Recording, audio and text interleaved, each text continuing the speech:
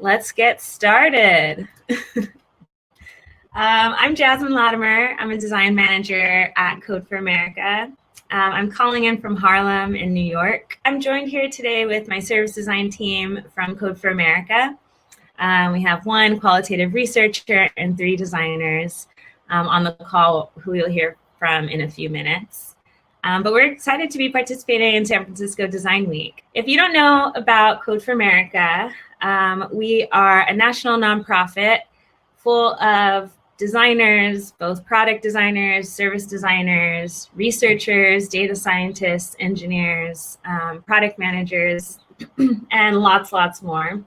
And we all partner with local and state government agencies like California Department of Social Services, Health and Human Services, like the Department of Justice, the local courts, the IRS, like a potpourri of government people. And we try to build technology that's designed to improve the way government services are delivered. So through design, we think that we can change people's experience of government and take away all of the confusion, frustration, inefficiencies, and ineffective processes that people often experience anytime they go to vote or pay their taxes or have to go to court or all of the other ways that you interface with government. So we try to build products and services with modern tools and processes that I'm sure all of you designers or product people in the room are familiar with, like an agile, iterative, human-centered design process where we fix government services. So in practice, that looks like dissecting policies and helping government implement those policies in a digital space so that they're easy to use, inclusive, accessible, and they get people the help they need as soon as possible. So we do this in a few different areas. Criminal justice. Our work in criminal justice is around expunging old convictions from people's records. So after you've done your time, after you've finished probation, there's tons of laws in different states that allow you to make changes on your criminal records so that you can rejoin society and stop having the stigma placed upon you.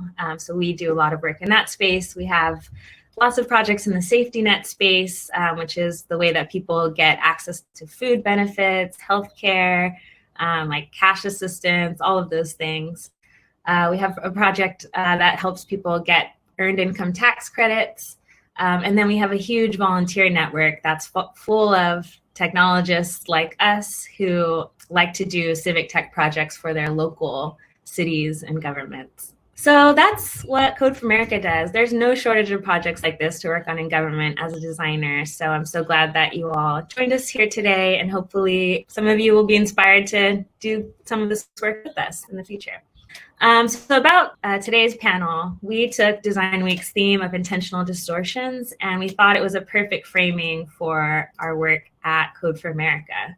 Everything I do here as a designer at Code for America is about identifying the ways that government places burdens on people seeking help accidentally, unnecessarily, or by design. And then we try to come up with design solutions that removes or reduces those burdens so that the person seeking help gets what they need as soon as possible. And they have a good, dignified, positive experience doing it. So we're going to talk today about some of the burdens that we're working on removing in our work. We'll be talking about safety net eligibility. I have our qualitative researcher, Deirdre Hirschtritt. Sorry, Deirdre. I work really closely with Deirdre on our projects in Minnesota that she'll tell you about, but she'll be talking about how sometimes in government there's an intentional burden created for people seeking help.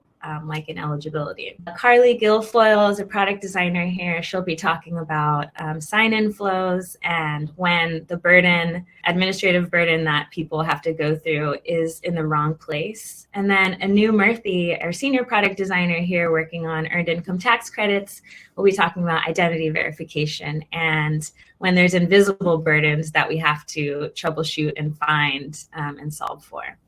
First up, we'll talk about how government creates intentional burdens for people seeking help around verification of eligibility and how our work on the safety net is attempting to alleviate that. So I'd love to welcome Deirdre Hirschtritt. She's a qualitative researcher here at Code for America, a real nerd about all things safety net. and we work together on our integrated benefits initiative in Minnesota. Deirdre, come on down. I wish we had like walking music, like at the Oscars or something. Pretend I'm walking. Thanks for joining us. Where are you calling in from today? Thanks for having me. I'm calling in from Oakland, California. Beautiful Oakland, California. So, as I mentioned, Deirdre is going to talk about when the burden is intentional. So, first, can you tell us, for those that don't know, what is a safety net, and what does it mean to try to improve access to safety net services? Ooh, that's a big question. Okay, so the safety net is sort of a broadly used term to describe government services that provide support for folks when they need it. So you mentioned some of these earlier. So safety net programs might include something like food stamps, which might be familiar to folks. We now call that SNAP, or Medicaid, so health assistance. And there are also programs that are offering things like cash assistance. The term welfare might be familiar to some folks. That's a term that we no longer use, but describes some of these programs. And all of these programs are intended to support folks who have very low income. And so the way that people gain access to these programs is by proving that they have very low income.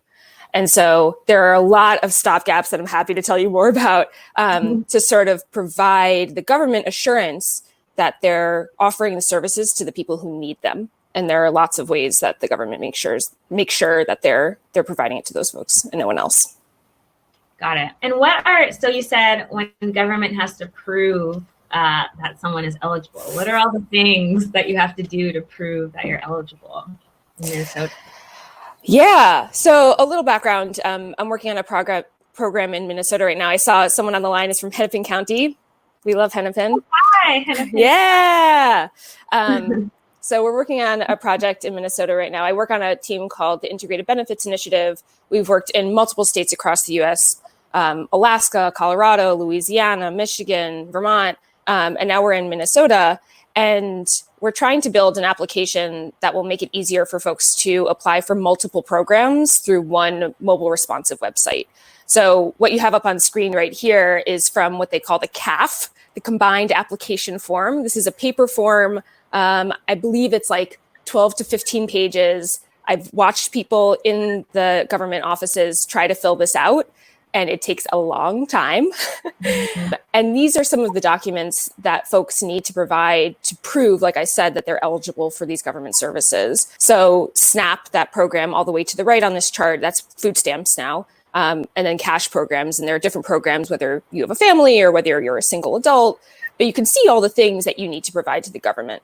And what I find fascinating about this list is that almost all of these things were provided to you from the government in the first place. And now you basically have to serve them back. So think about the first couple of these, right? Identity of applicant or authorized representative. That's a driver's license, a state ID, a passport. And remember, these are programs that the state is providing. So those programs I mentioned, SNAP, Medicaid, these cash programs, many of them are federally funded, but they're administered by states. There are 10 states across the US, California and Minnesota among them, that are considered county administered, meaning that all of the counties in the state actually have one more layer of administrative responsibility. And so you see a state ID up here. You're like, why is the state asking me to produce my ID that they initially provided me to prove that I am who I say I am? It just doesn't make a lot of sense. And we see it being a burden over and over and over again. I love the example of like a state ID, that's a perfect one, or a birth certificate. So you have a child, you are in a hospital, the state issues you a birth certificate for that child, and then you need help later on. And you need to prove that the help that you need is for your child, maybe. And you have to prove either maternity, paternity, and reproduce that birth certificate that the state originally issued you to prove that that child is yours. It seems so backward. We have this picture here too. Okay, can you tell us about this moment? This was a moment from research in Minnesota. Oh yeah, I took this picture. Yeah. So this is in a Hennepin County office, and this is a fascinating part of doing this kind of research, right? So I think I was looking on the poll and I see that, let's see, the majority of folks are coming from the for-profit sector. And I'm sure that many designers and researchers on the call are familiar with the practice of contextual inquiry, where we go out to a place and see someone as they do their work. And so often this happens in an office where we go and sit with a caseworker, and as folks come to see them, we sort of see all of the screens that the caseworker is using, all of the paper that they're shuffling. They go back and forth to the scanning machine and to the printer.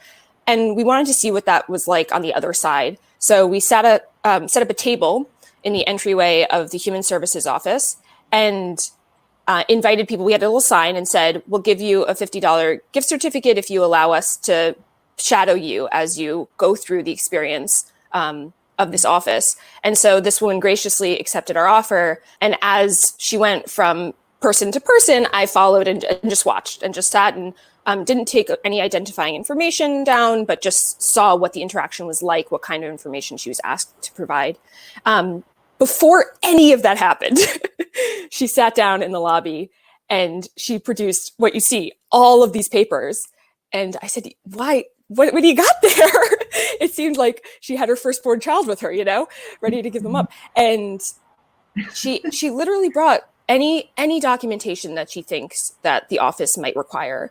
And that's because they've asked for so many things in the past, and so many folks who are going to seek help have sought that help in the past, and they've experienced it. They know that a caseworker is going to ask for like the third piece of paper that you didn't bring with you, but it means that you have to go home, you have to bring it back, and you have to deposit again. And all of those trips is all more effort that someone has to go through to prove they're eligible. Yeah, I don't even have half of my paperwork. So keeping track of a security card is like a feat in itself for me. Yeah. But why does government do this? We're in 2020, which we did think was going to be a better year, but we at least have like a lot of people don't use paper anymore, don't even have printers. So why are they forcing people to bring all these documents? Yeah, I think it won't surprise anyone on this call who works in government or has worked in government or has interacted with government. It's a slow moving machine. It's really slow. And that's by design. When you're moving millions or billions of dollars to run a country, run a state, run a county, run a city, it's important to have some of those safeguards and to have some of those stopgaps. The problem becomes when those stopgaps are sort of in the way of doing what government is supposed to do and support people. So some of those come in when we see, we want to make sure that people across the country are fed. And then we want to make sure that those people need the support. And so then we need that they should prove that they are eligible. And every time you sort of get down this chain of logic of having people prove that they're eligible so that your government is sort of providing the service that they're meant to, it's just one more step in the way. And I think the biggest problem is when government puts that responsibility on clients as opposed to taking it on themselves. Mm-hmm. And you're absolutely right. People don't have printers. And so it's really interesting, I'm preaching to the choir to you, but not to the people on the line, maybe, that working at Code for America is really great because we're able to sort of see the places where technology can play a really pivotal role in breaking down some of those barriers and easing some of those restrictions in terms of allowing the government to take on those responsibilities instead of clients. Mm-hmm. Yes. Mm-hmm. I mean, you're definitely preaching to the choir, but I love hearing because it's so true. Like there's some of the things that government makes people prove are just like you and I have laughed together about some of the questions. Like I want to say there's one question in the application that says it's like making sure that somebody doesn't have $1 million in assets. Yeah. So if you're applying for TANF, Temporary Assistance for Needy Families in Minnesota, they have a requirement. Oh, actually, no, this is for Child Care Assistance Program. For the Child Care Assistance Program, the only asset question that they ask is, do you have more than $1 million in assets, yes or no? And I've asked caseworkers, I said, has anyone ever clicked yes? And they said, yes, because the question is worded so poorly that people didn't understand.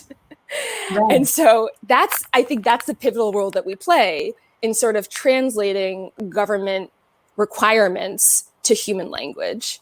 And so that's our project in Minnesota right now, where we're building, and I think you're going to hear about this from Carly a little bit, where we're building an integrated application that asks a question in a human-centered way that's at a 5th grade reading level for clients, and then translating that for caseworkers into something that they can use in these archaic systems that they have. And I can see this picture here is showing one of those caseworkers. So like I said, we did shadowing in the same office. And this is sort of the behind the scenes look. And you can see all of the paper on top of this caseworker's desk. You can see 2 computer screens, and he has access to a couple of different data sources that include things like quarterly wage data. So employers have to provide quarterly wage data about their employees to the federal government. And there are some other private hubs like this. And so oftentimes we're asking clients to provide income information like a check stub. Meanwhile, caseworkers have that information already. And you can see a little bit of that here. Yeah, that was one of the most frustrating things that I saw when I was shadowing with you in Minnesota. It was like, I remember sitting with a caseworker and a family who had brought in all their documents, and they had all these verification documents. The caseworker took it like, okay, thank you. And then looked it up in their computer and just verified that the amount on their computer was the amount on the document. I was like, what? And even the caseworker knew. They're like, I know it's dumb, but we have to like do this. Yeah. So I feel well. What do you think? What do we like? If we could change it, what should it work like? What's better? Oh, where do I start? Yeah, I think there's sort of like steps in the way toward progress. I think one is, like I said, when a client comes into this office, they fill out this 15-page application document that asks questions in this archaic way that sort of serves the agency but doesn't serve the client in terms of understandability. So one step, I think, is using technology where it can be used. We hear a lot. So I'm doing some research now with Indigenous communities in the state. There are 11 federally recognized tribes in the state of Minnesota, and I'm doing some research with those folks. And we hear over and over again, many of whom are rural, going 60 miles to the county seat to apply to for benefits is just not feasible. It's extremely expensive to get there. You know, some folks don't have reliable transit. And so let's bring the application to the people. And we know that people who are experiencing poverty access the internet primarily through smartphones. I think maybe in Silicon Valley, we have this bias in thinking that, you know, folks don't have access to internet, but time and time again, we see that's just not true, that people do have access. And if we sort of bring the technology to them, there's an opportunity to make services more accessible. So I think one thing is to just create applications in plain language that make sense, that are easy to use, and that sort of capitalize on the existing data that government already has. I think the next step, which would be even better, is almost answered on this screen, which is like, use the data that we already have. We know that government, oh, wow, you were prepared for this, Jasmine, great deck. What if program enrollment was automatic? Exactly, right? So I think we have all of this information. Why are we asking people to reproduce the same documents that we originally created for them in the first place? If we have wage data that employers have already submitted, why are we asking clients to produce that same data? I mean, ideally, there wouldn't be any applications at all, right? Ideally, the government knows that you've been laid off. The government knows that you have low income. The government knows that you have an extra child and need more food help feeding them, and provides that opportunity right then, you know, like, here is your EBT card. Here is the card that will allow you to buy food with food stamps. Here is cash assistance. Here is medical assistance. Here is housing assistance. And we know that when people eat, we know that when people get preventative health care, we are better as a society. We are better off. Those costs cascade. And we know that when people don't have that support early on, it becomes much, much, much more expensive to provide that support later on. And to just have a human view of the world that people deserve to eat, people deserve to live, people deserve to have safe housing. And if the government has the opportunity to support that, which in the US, we believe they should, and across the world, we believe they should, then there's an obligation to make this work. And there's an obligation to make all of these systems better and place the burden on the government instead of clients who are already in need. Mm-hmm. Yes. Oof, I'm getting up on my soapbox now. Well, that's a perfect note to end on. Thank you so much, Deirdre. Everybody follow Deirdre because, as you can see, she's very profound and knows a lot about safety net things and how we can make things better. Yeah, thanks for having me, Jasmine. And Deirdre will be in the chat if you have any questions for her. Next up, we have Carly Guilfoyle, who will be talking about when the burden is in the wrong place and her take on sign-in and onboarding. Carly is calling in from Oakland. She's a product designer here at Code for America and a recent Carnegie Mellon Design School graduate, also a formal political and community organizer, and she works really closely with Deirdre and I on the Minnesota Integrated Benefits Initiative that Deirdre was just talking about. Hey, Carly. Hi. Explain why sign-in is a burden for people applying for benefits in Minnesota. Yeah, well, we all have bad experiences with sign-in. I'll just start with that.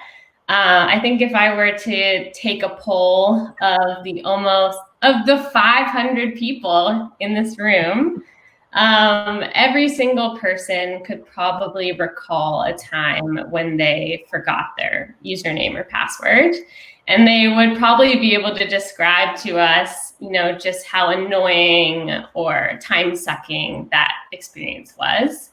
So this sign-in is, and forgetting the password is a universal problem for technology users. And we all do it so often, between social media and, signing into your bank account and buying things online. I have so many opportunities to sign in a day, and I know you guys do too. So it's a big design problem in itself. And then if we think about the context of our work, as a designer, I'm building an application, as Deirdre said, that makes it easier for people to access benefits. And then the people that we're designing for are experiencing hardship. So imagine you're applying for these benefits, but you're also hungry, or you're also homeless, or you need healthcare for your sick child.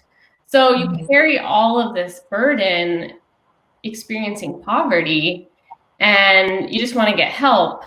And then you have this additional gatekeeper of signing in and getting that right. So you can imagine that this just multiplies people's anxieties about the process just right up front. And so that's why we talk about it being a burden in the wrong place, because sign-in is a barrier to access. If you can't get benefits if you don't apply for them, at least in today's world. So that's sort of what we're talking about today. So a few months ago, we were doing usability testing. Can you talk about that experience, specifically Becca's story of getting stuck in sign-in? Yeah, so just as you said, we at Code for America, we spend a lot of time doing user testing. And in this particular case, we shadowed someone that we'll call Becca. And we wanted to basically understand the current experience of applying for benefits online in Minnesota. And we were curious about the mobile experience. So what you're seeing on the screen here is what it looked like for Becca once she found the website. So you can see right off the bat, it's not mobile friendly. So we watched her first zoom in and zoom out just to try to figure out how to get started. And then once she was able to read the content, she found out that she needed to create a username and a login. So most of the folks listening in probably sort of know that there's a series of steps that she needed to take to do that, like putting in personal information, creating a password with certain characters, verifying that she's a human being. And on this particular application, there's some challenge phrases. So things like, what city did your mom and dad meet in?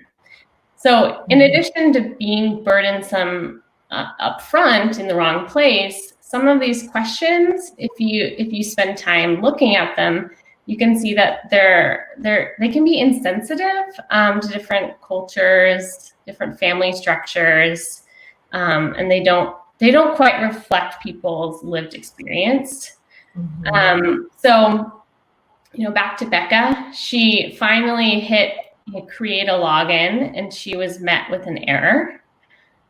She went back 4 different times, switched to her laptop, started from scratch, and she finally successfully created a username and password. She tried to use it to log in and get started, and she saw that there was a systems error.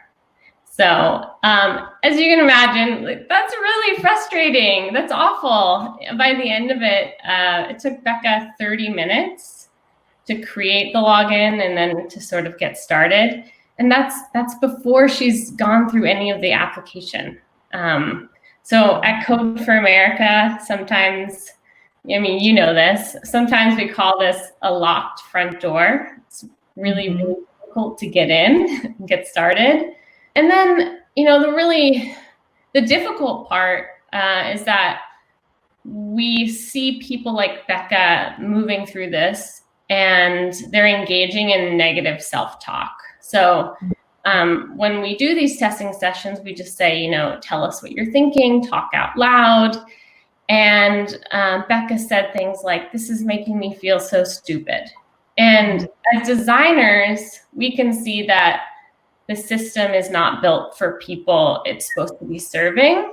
But instead of blaming the system, instead of saying, the system is stupid, the system is not working, they blame themselves. So it's our responsibility to build an entry point that's accessible, easy to use, and trauma-informed. And that's exactly what we're working on doing.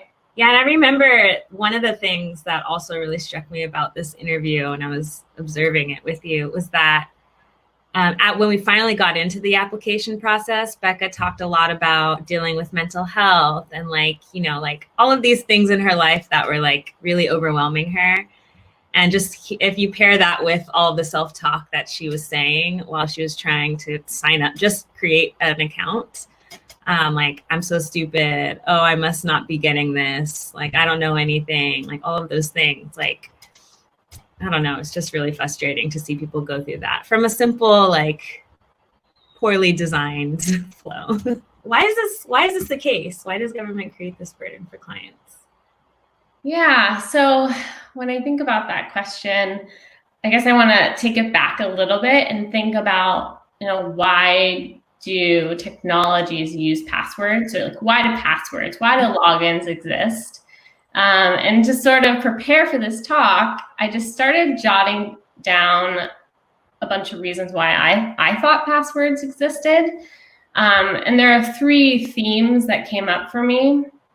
The first was security. So sort of protecting personal information, keeping you safe.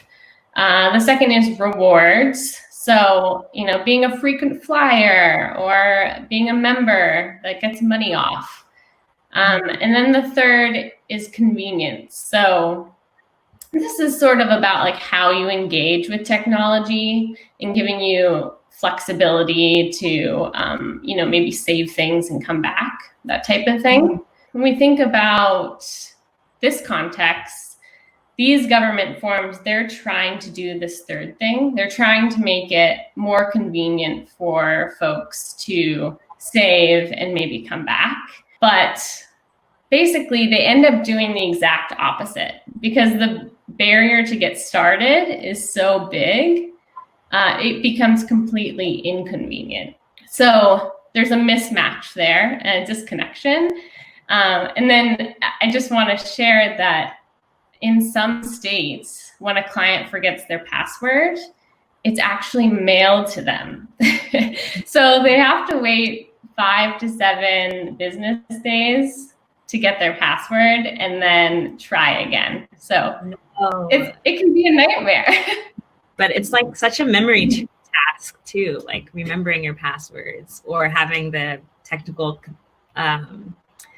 literacy to use a password manager, which like so many people do not. Yeah, and that's crazy too, because password managers are a bucket where all your passwords are in the same place, and it's protected by a password. Right. So can't win.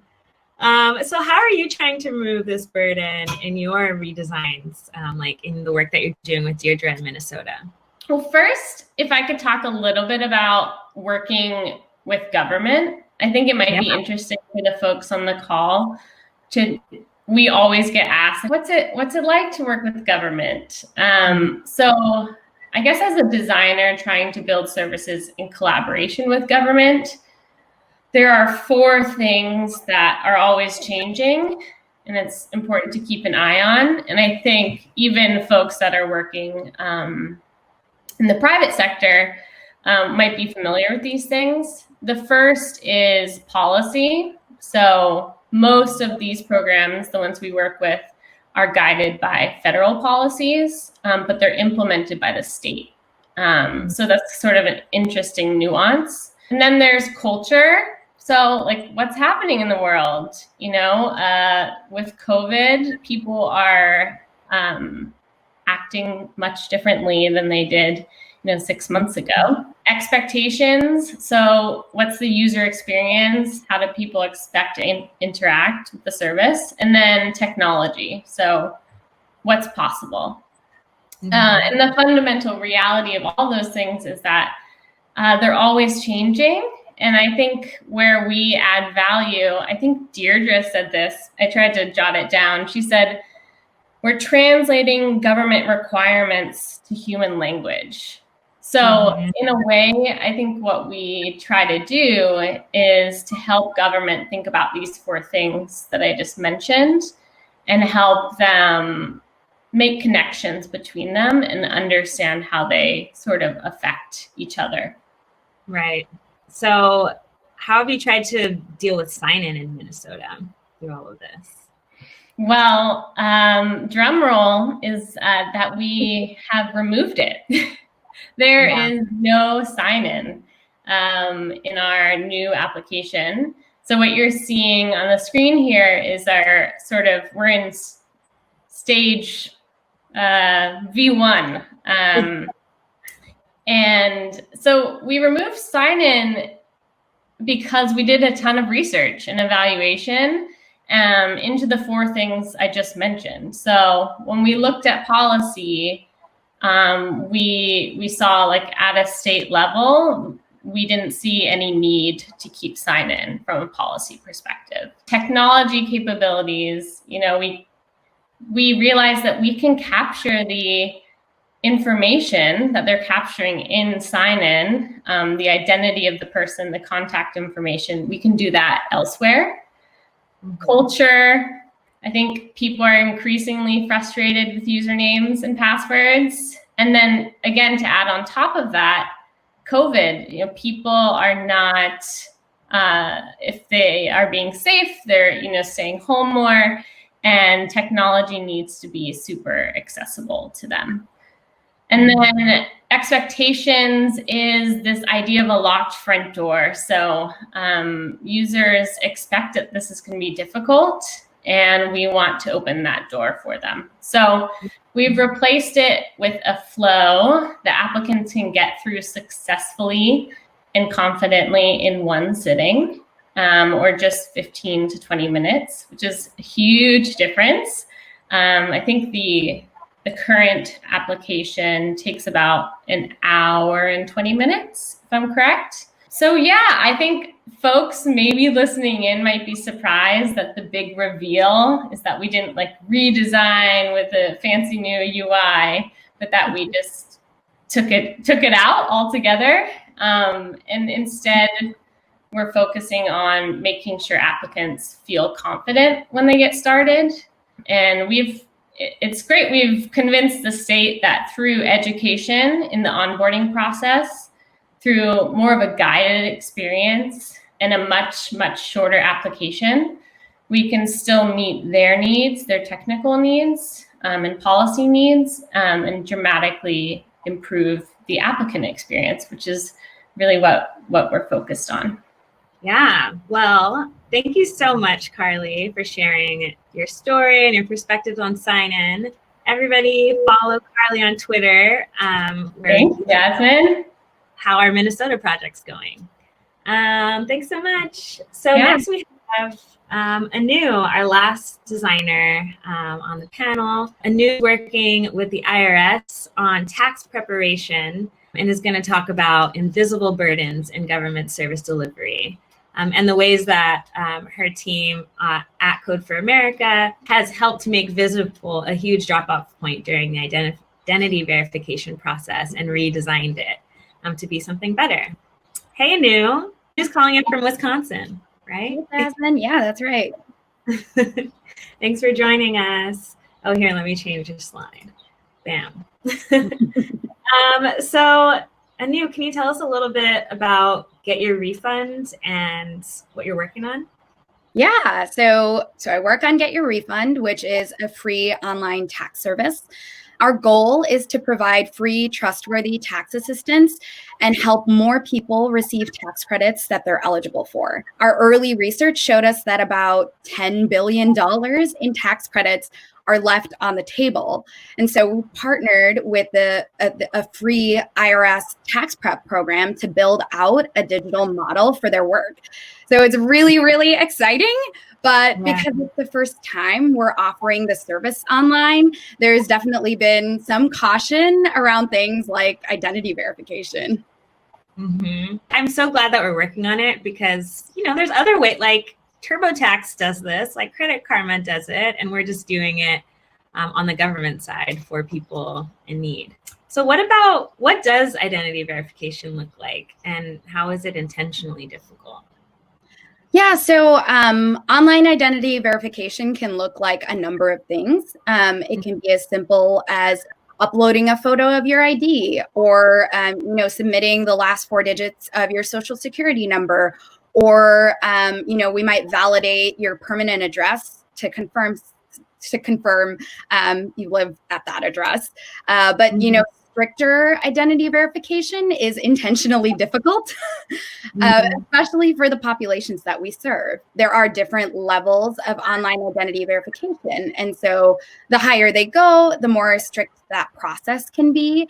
And a stricter process can look like uploading a photo of your ID, uploading a second photo of an ID, a different ID, possibly verifying your permanent address or submitting your social security number in addition to this. So in the stricter process, we're asking you multiple times to validate that you are, in fact, who you say you are. I think Deirdre talked about this earlier. It's like we're asking you to reinforce you are, in fact, this person that you say that you are. But, sometimes we default to a stricter process to be safe.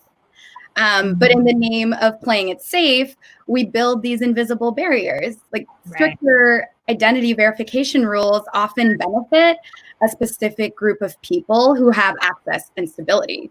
But Deirdre and Carly, as they mentioned earlier, many of our clients are experiencing hardships, and we need to take that into consideration as we build our products. Mm-hmm. How do you find an invisible burden placed on clients? Like, we know that identity verification is an invisible burden, but how did you discover that? Yeah, so in an earlier version, like I said, there was caution for us. We're offering this service online for the very first time. So there was definitely some caution around how it would translate and how careful we needed to be. And like I said, we sometimes default to playing it safe just to be careful. And so an earlier version of GetYour Refund, early on, we actually used a stricter identity verification tool because we wanted to play it safe, and we saw that we weren't able to serve many of our clients. About 80% of our clients hit invisible barriers. They just hit errors when they went to verify their identity, and it was so frustrating and confusing for our clients because many of our clients arrived with all of the necessary information that we were asking of them. And so this was a red flag. When you see that 80% of people who are trying to access your service can't even get through the first step, like this is a huge red flag. So we uncovered this invisible barrier, and we saw that, our clients were hitting errors because, maybe they moved a number of times and they didn't have a steady permanent address. And so, that's a red flag. Or they had an expired driver's license or even a temporary license, which sometimes that can work as a second form of ID just to validate that you are who you are. But in an automated process, that's a red flag. Or even, if you don't have access to a smartphone with a high quality camera, you're going to hit an error. And we saw this. We saw clients go through all the steps. They take a photo of their ID, they submit that photo to you and that photo looks perfectly fine. And then they'd hit an error because this isn't being factored. These needs, these lived experiences are not being factored into an automated process. And now it feels so much more important than ever. And I know we've seen such a spike in interest in this project. Since now, you can't go in person to troubleshoot with somebody, the technology actually has to work, and it has to work for everyone. Well, how did you and your team remove this barrier created by this other identity verification tool and redesign it and get your refund? Yeah, so we've now taken on the identity verification portion of our product, which has given us a lot of visibility. And we've also simplified the process to be a photo upload, and it's manually verified by IRS certified volunteers. And so these steps alone have reduced so many of the barriers that I mentioned earlier. And we're already seeing how successful it is. We've already been able to serve or deliver over $5 million in tax credits to clients. And so we've seen the before and after. We saw what a strict identity verification process looks like for our clients, and we're seeing what a more client-friendly, user-centered process looks like. And so we're advocating that this way that we're now using this upload a photo, manual verification process, we're advocating that this is how we serve our clients in the future. Yeah, I think that's so interesting too. We often think in the tech industry or tech world or whatever, automation is often the goal, automate everything, which we all know there's tons of problems with that. But in this situation, it was actually scale it back a little bit. We're going to have IRS volunteers manually verify the documents. Why is that? Is that because they can just catch with the human eye? Yeah, this is fine. It's okay. Yeah. So like I mentioned, in the automated process, we saw that even photos, a basic photo that looks fine to you and I might not pass through a certain automated process. And so when that's the case, if everyone's submitting a photo, we got to revisit how we're handling the situation. And so we're already seeing that, people are coming forth. We saw before and we're seeing now the same clients are coming to us with all the information. It's just that in this automated process, we're not able to actually look more closely at what the situation is and confirm, oh, this is true. You are this person. This driver's license works. This is the same photo, that sort of thing. Sometimes, doing a more manual process is the way to go. And that's kind of what we learned. Well, thank you so much for sharing your story and your work on Get Your Refund. Everyone, let me get to your slide. Bam. Follow Anu on Twitter. You post stuff about your work and she also does cool art, and follow Anu. She's great. Thanks for having me, Jasmine. Thank you. All right. So that was our panel. I just have a few last words for you all. Thanks for hanging in there with us. I hope this was interesting for everybody. So I hope you can start to see just some of the ways that that government has no shortage of design problems to tackle with your skills.